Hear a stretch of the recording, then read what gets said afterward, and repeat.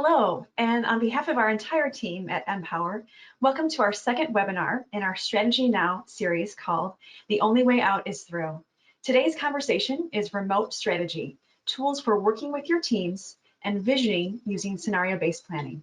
My name is Nellie Miller, and I'm the Director of Marketing for MPOWR Envision. Thank you so much for joining us today. I do have a few housekeeping items to go over before we begin. You're all on mute, but that certainly doesn't mean that we don't want to hear from you. Please use the Q&A feature to the right of your screen and submit a question or a comment throughout the presentation, and we will get to those near the end. You will receive a recording of today's webinar in your email, so you can review it in the future and perhaps share it with a colleague who wasn't able to join us today. And lastly, you heard me mention a series. We'll be doing another webinar next week, and I'll share more details about that at the end of our call today.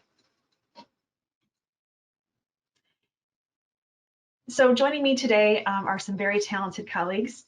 One in particular is a longtime colleague, Jeff Fahrenwald, who is VP of Strategy and Execution at SupplyCorps, MPOWR's parent company. Jeff has extensive experience working with both businesses and not-for-profit organizations in facilitating strategy planning and execution. He is responsible for working with SupplyCorps' entire leadership team in developing and guiding the strategic direction of all of the company's interests. Also joining me today is Andrea Gibbs, Senior Strategist at MPOWR.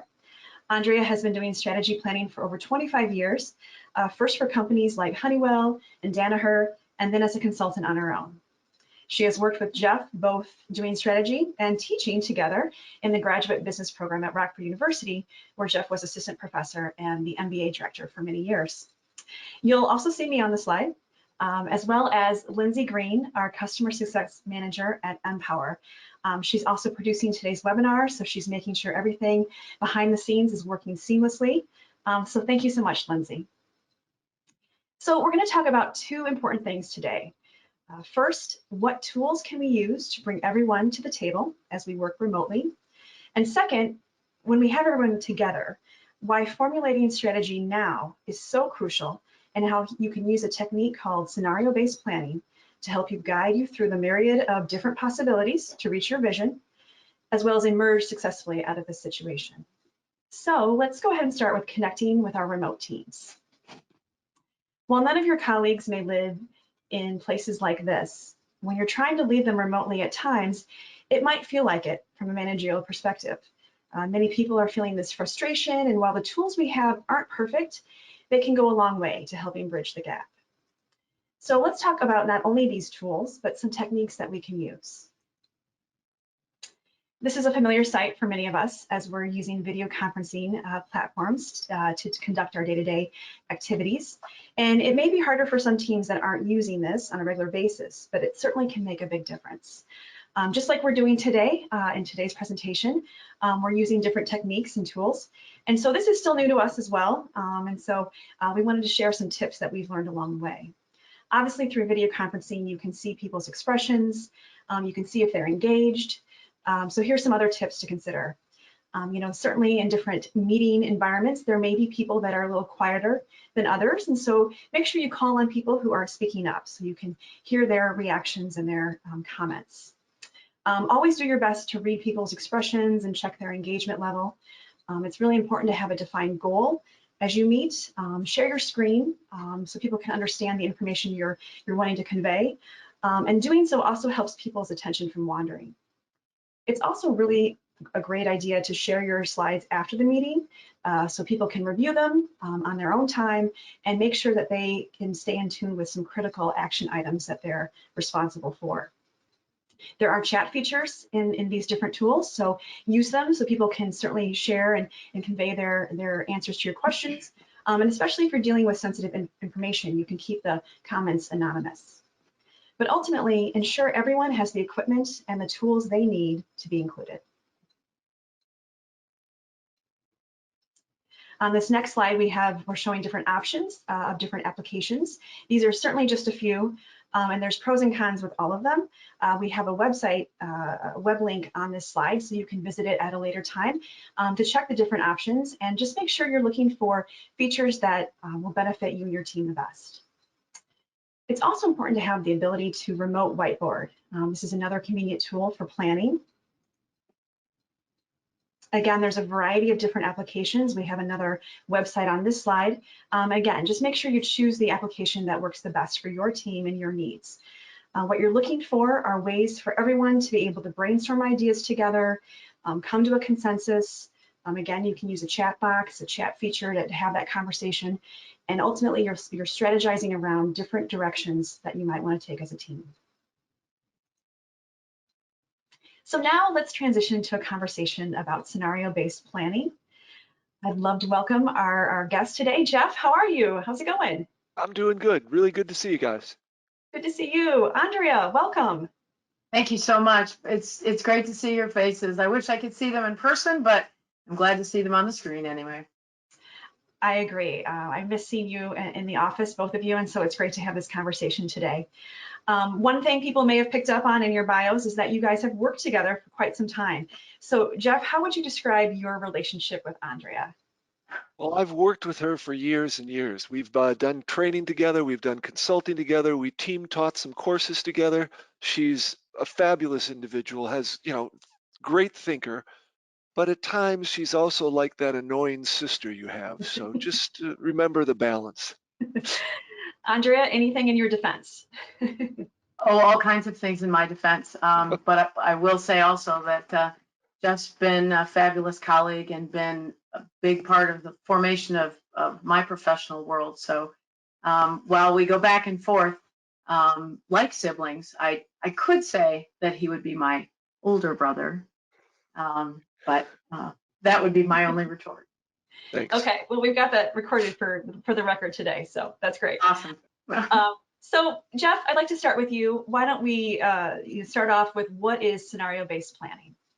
Scenario-based planning is really just what it sounds like. It is thinking about different scenarios that your organization could come upon, and then identifying those, defining those, doing some research on them, and then trying to develop plans for them. A lot of us have done that already. If you have a disaster recovery plan at your organization, when you go through, paper and pencil disasters and try to figure that out. If you've ever worked for an organization that does disaster recovery, that you also see those things there. But again, it is basically trying to come up with a collective best guess of a handful of strategies that are really going to make sense, that you're trying to work towards, and trying to be as flexible as possible then. Yeah, it's interesting to hear you say that you've done it before. I think the other thing too that is really interesting when Jeff mentions disaster-based planning and disaster recovery, it could be used for not disasters. It's anything that you look at and say, here are 3 or 4 or however many possible futures that could be happening for us right now. And so Jeff's right. You apply all of those different things to how are we going to respond when X or Y or Z happens. Absolutely. Yeah, very interesting. So I imagine, Jeff, just like with any process around strategy planning, there's some things you want to make sure you get right. So what are the 5 things you need to do when you are thinking about scenario-based planning? Well, I think the first thing is you have to still define your goals as an organization. What is it you're trying to accomplish?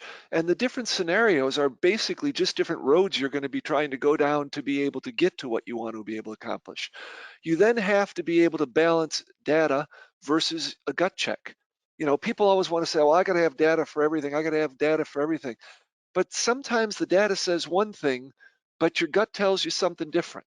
The data may say your volume is going to be down 25%, but your gut check says your customers are very loyal and you know that they're going to come back and support you in some other way. And so you may have to try to balance those things out. And then you really need to at least think of best and worst case scenario and the middle ground there. So the best case scenario, what's the best case scenario for this situation we're in or whatever right now? What's the worst case scenario? What's the average case? And I would say that a lot of times we forget the best case scenario, which can be important.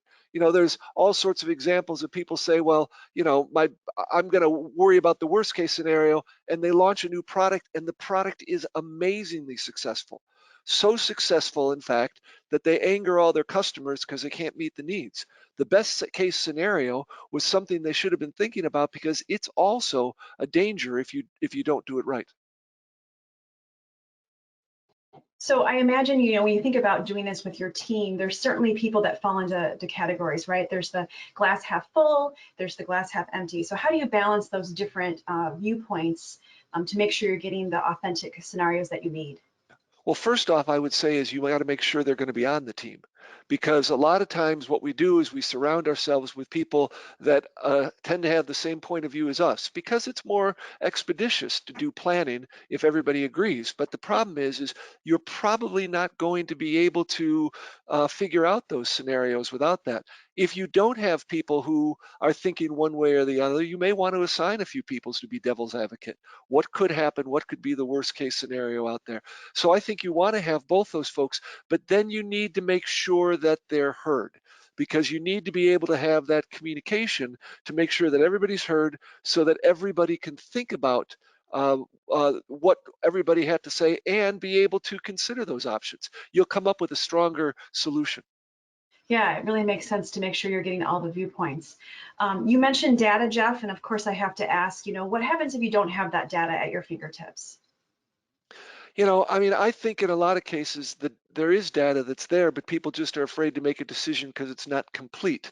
But if you don't have data, then you've got to go with being a leader. You can't not make a decision because the data isn't there. Now, if you can get the data quickly, that's great. But if it's going to be expensive to get the data, or it's going to take months, you're better off working with what you have than waiting months to be able to try to get something, because then you're too late. Andrea, I'd love to pull you into the conversation, and could you give us some context of a real life example of scenario-based planning? Well, the one thing that I think that we've all taken a look at over the course of this last 2 months, really, probably most of us have seen restaurants around us change how they deliver their products. And so I'll use the restaurant industry as an example. Many dine-in restaurants went from, either casual dine-in, medium level dine-in, or very high-end dine-in to we now do takeout. And I think, when you take a look at that quick shift and pivot that they made, that's an example of scenario shifting. And okay, now we can't do in-house dining. Now we're going to do a takeout. And if you think about different scenarios, let's use the restaurant industry as an example. So here's the way you might do it. You might do, let's say, 3 different scenarios using Jeff's model of best, worst, and middle ground. So the best case scenario, let's say, is you're allowed to open your restaurant by the 1st of July. And let's say the worst case scenario is you're not allowed to open your restaurant until the 1st of January 2021. And the middle ground might be you can open by the 1st of July, but you have to reduce your seating by 50% in order to comply with social distancing rules. So the question then you have to ask yourself is, what are the things you need to do to make that kind of thing happen? And so once you get that certain thing set, you say, okay, here are our 3 scenarios, and here's how we're going to respond. I like how you brought in the real life example that we can all relate to, and in particular, you have like the best, middle, and worst case. Exactly. It's very valuable, yeah. And so for example, an organization, tying into that, I have a friend who owns a restaurant, and his restaurant is pretty high end and very small, but he has an extra room that he uses for special events. And he's been thinking about that middle ground that Andrea talked about, and maybe converting that other room to from special events to seating so everybody can spread out. But now what he's also doing, talking about data, is looking at the cost of doing that in terms of lost revenue from special events and the additional revenue he'll have from seating every night. Exactly. And I think, you know, of the things that you want to consider when you're putting through your scenarios is, so you have 4 different things you want to make sure that you walk through. First of all, what's your position in the market? Are you high end? Are you medium end? Have you always been just like a regular carry out restaurant, say, for example?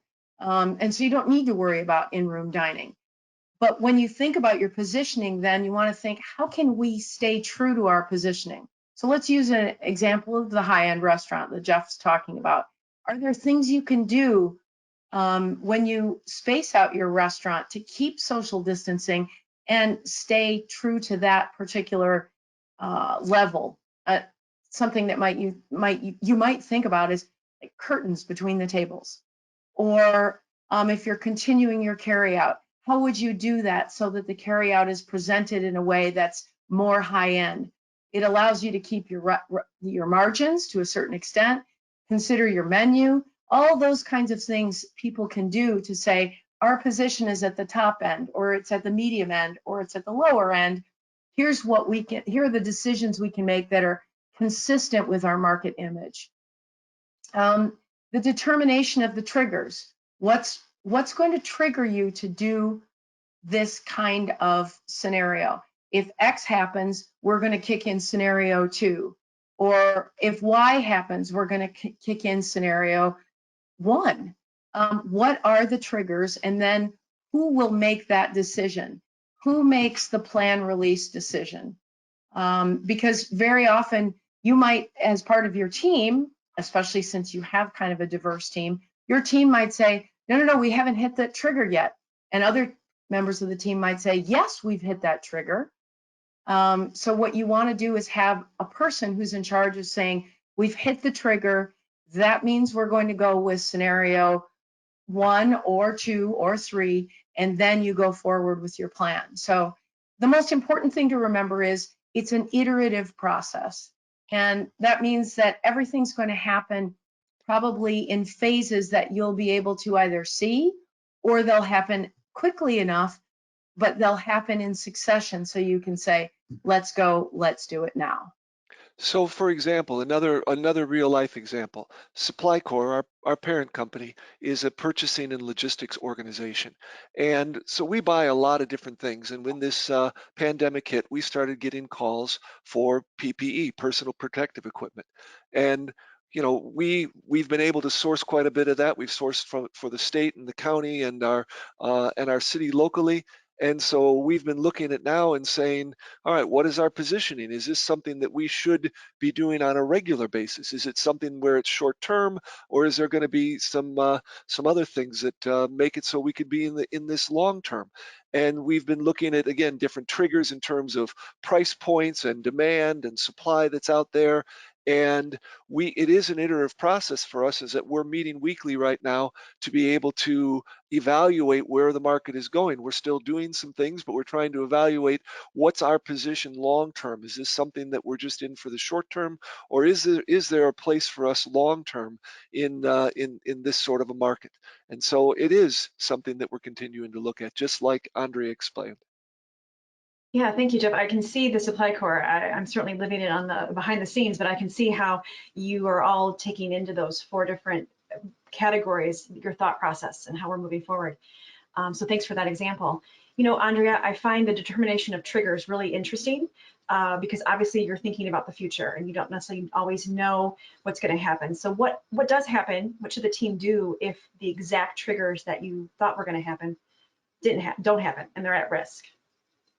Well, sometimes a trigger might not be what you think might be a trigger, might not be as obvious as you think. So you have to, it's important to say, to have a backup plan to your trigger. If this trigger happens, we put in plan B, let's say, as an option. If this trigger doesn't look exactly like this, but is close enough, we still put in plan B. If it looks completely different and we haven't envisioned the trigger, then we say, okay, at that point, is it plan B still? Or do we have to now look at plans A and C? So triggers aren't going to always be exactly the way you envision, know that ahead of time and have that discussion beforehand so that when things start to fall in place, you're not reacting with more of a rushed or a panicked response. You're reacting with the thought out strategy that you and your team put together as part of scenario-based planning. I think just to add on what Andrea said, I think the biggest point that she made was that you don't want to be reacting.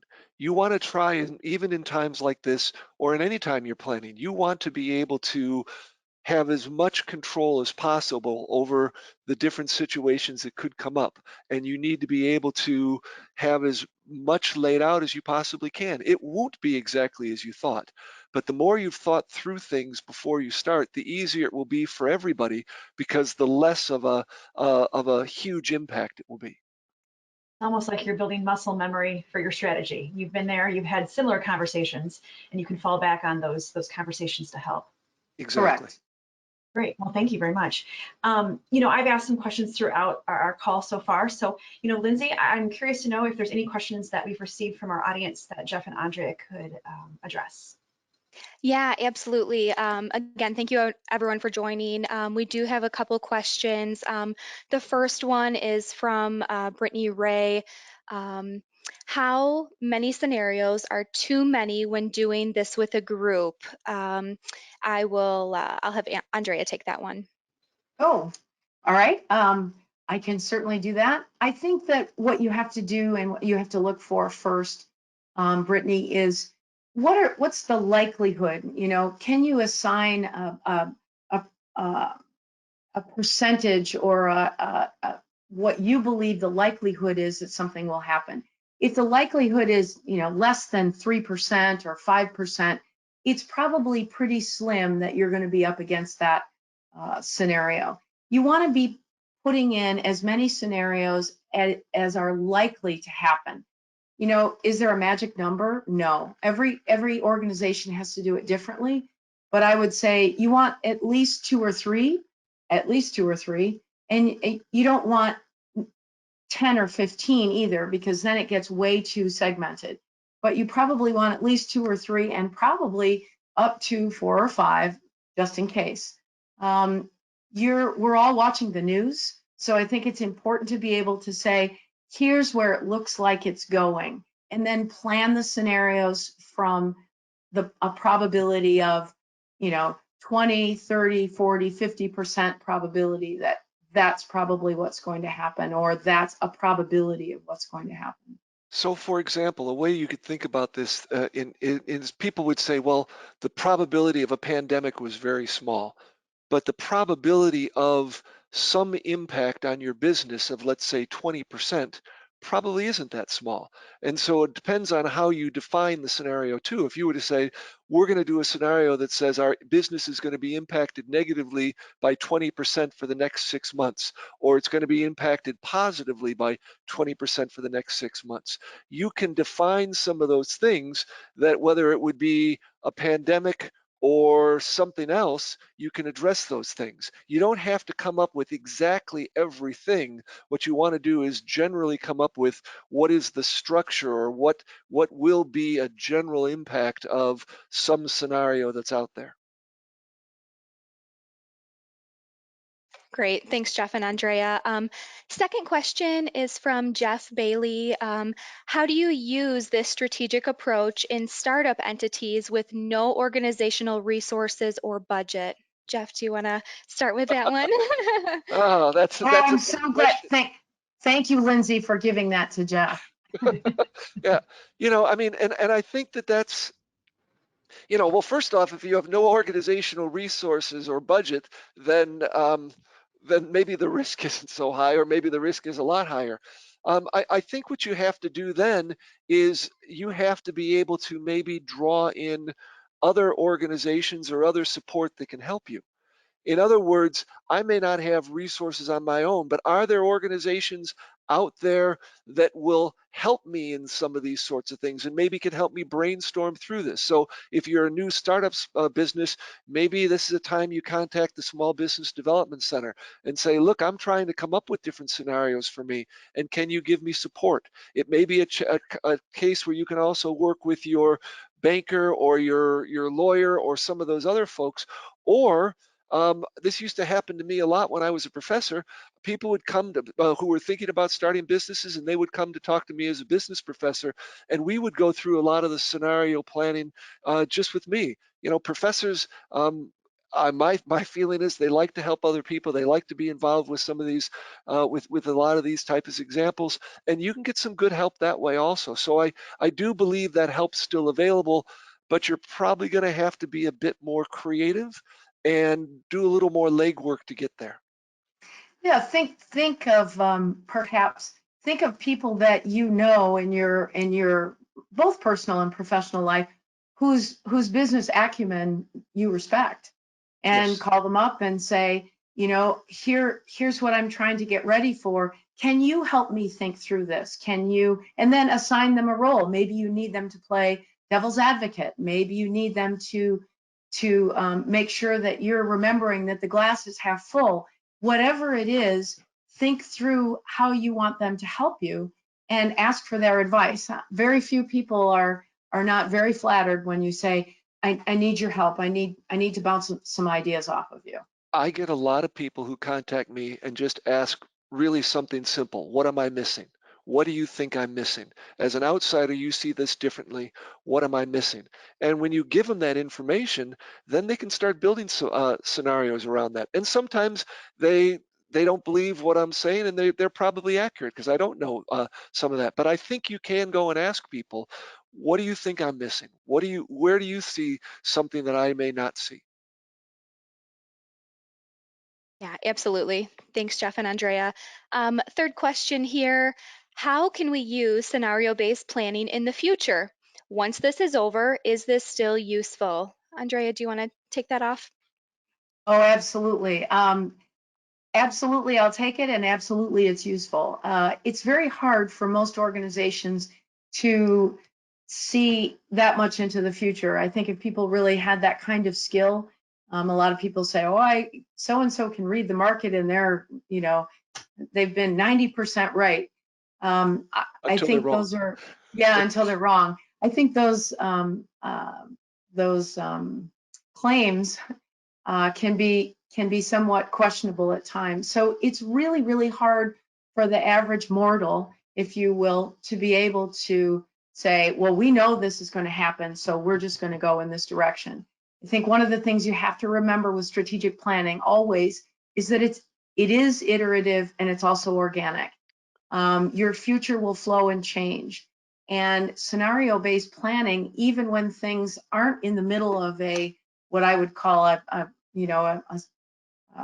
lockdown or a pandemic, scenario-based planning is a good way to be able to think and have the time to think ahead of time how things will look in the future.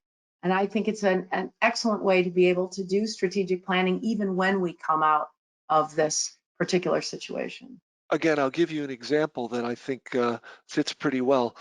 We use a planning tool here at Supply Corps that I think Nellie's going to tell us a little bit about more in a minute. But as a part of that tool, one of the things that we put in our plan is blind spots. And we actually meet about every quarter to talk about what blind spots are there out there and try to identify them and try to identify then plans for those different scenarios. So we literally in our planning process on a regular basis, reach out to our organization, reach out to our managers and all the different leaders and try to collect and then prioritize blind spots and figure out which of these blind spots we need to pay attention to and develop plans for those scenarios. Great, thanks, Jeff. Thank you, Andrea. That is all the questions that are in the Q&A box. Thank you, everyone, for your questions. Great. Well, thank you, Lindsay. So, Jeff and Andrea, you really have set the tone for us today in our conversation so far about scenario-based planning and some great tips that we should be thinking about. But I'm curious to know, I have one final question. I'm curious to know, what can our audience members do right after this call to start the process of scenario-based planning? Jeff, I'll start with you. I would start by reaching out to your team. However, and the broader you can make that team, probably the better, to be able to start gathering input, to ask them, are there things we are missing? What do you think is your best guess about these different situations? And then try to identify 2 or 3 scenarios, do some research, make sure you have data where it's available. Don't let the data tie you up too much, but really reach out to people and be having those conversations. Because what you find out is it's on people's minds. And when you say, hey, is there something you've been worried about? People will say, yeah, I've been thinking about this, but I didn't know there was a forum to be able to even share that. So reach out to your team, communicate with your team, and gather that information. Don't squelch it, really encourage it. Thank you. I think that's a great takeaway for all of us managers, no matter what's going on, to always just check in and what are you worried about today? Exactly. So Andrea, how would you answer that question? I think that is, that's really where we all start as managers, isn't it? It's reaching out to your teams, and the teams are going to help you be successful. You cannot do this on your own from your Zoom or your Teams or your Skype call all by yourself. You need their help. And so getting them engaged in the plan, which is always one of the first things we do in strategic planning, getting them engaged, getting them involved, and giving them the opportunity to be a part of the scenarios that you put together means that when you hit your trigger and when the person in charge, who's in charge of that trigger and making that decision says go, they all know, hey, we were a part of putting this together, and they make it happen. And it's a healthy way to lead a group and lead your teams. And it's also a fantastic way to get people engaged in being successful. You've got your buy-in right off the bat. Exactly. And I know, Andrea, you've mentioned this before in other conversations, but there's the why behind it, right? Like making sure people understand the why. Exactly. And part of the why is the process that it takes to put those scenarios together. And, again, just like strategic planning in any other situation, the planning itself, the process of planning, is as helpful to the team as the outcome and what you decide to do, because everybody's together, everybody's talking, everybody says, here's my idea for a scenario, here's my idea for a response to that scenario. Now you've got everybody engaged and they're part of the solution. Everybody's pulling in the same direction. Exactly. Great, wonderful. Well, as Jeff alluded to, I did want to share a little bit about our really powerful platform. So all of our panel participants today are contributors to our software division, MPOWR, and we make, as I just said, a really powerful software platform called MPOWR Envision. It helps people plan for their futures. If you work for a company, a department, or a group, or even an organization that wants to make future plans happen, and you want to stay focused on the initiatives that will help you achieve your vision, MPOWR Envision is that software tool for you to make those plans happen. In fact, we use it internally, as Jeff alluded to. We use it every day, and we use it for scenario-based planning. So we can put in the different scenarios, best, worst case scenarios, and have them cascade down and see what potential actions we will need to take. And in an effort to help during this difficult time, we are offering MPOWR Envision for free for 3 months. Use it to plan your re-entry back to work. Use it to help with a pivot strategy. Use it for whatever plans you want to make sure you execute.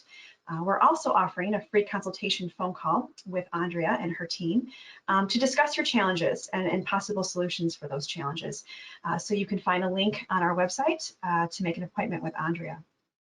And finally, we have a lot of great resources, a lot of free resources on our website, including templates and guides and blogs.